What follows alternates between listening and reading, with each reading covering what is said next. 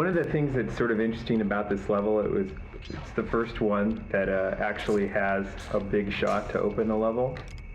As we were developing the product, this was the first game level that we built that had that, yeah. Yeah, so that there's a really low camera looking up at the gate to try and give the sense that there was something very large inside, and to kind of be imposing, like the gate in the original King Kong movie. Right. When they get off the boat, there were all these natives who were sort of fearing the other side of the gate, trying to get that vibe across with this initial shot. Also, one of the sort of the design goals for the level was to focus on Sly's rail run move.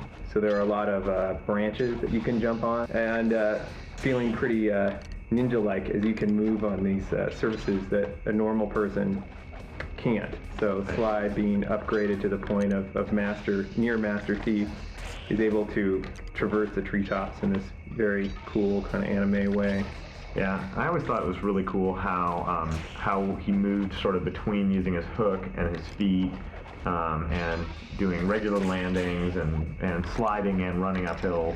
It just feels like he covered a lot of different sort of modes and the way he moved through it.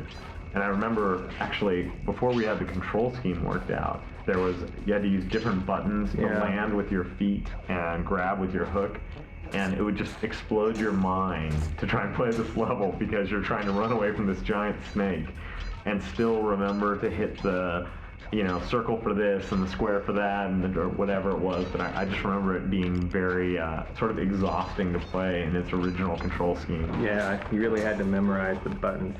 How about the modeling on the trees? What were some of the challenges you faced?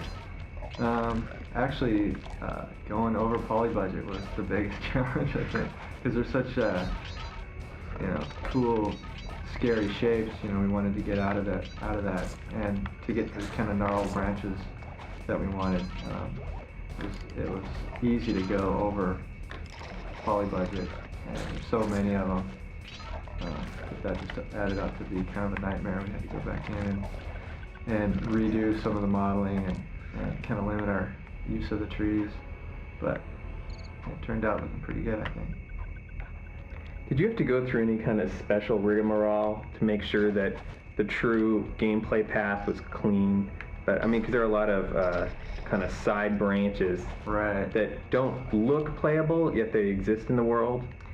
Yeah, I pretty much went through the game tree by tree and placed each branch with a reason. I didn't just go in and just start. Do every branch? Every branch has a reason. Well, I mean, you can see it. Every branch that's in the gameplay zone, right? Because I mean, there's those top branches that you can never get to. Right. The top branches aren't too bad, but some of the branches sticking out of the side of the trunk are separate models, and I put them in there only for visual reasons and to get them out of the way, if they were in the way of gameplay.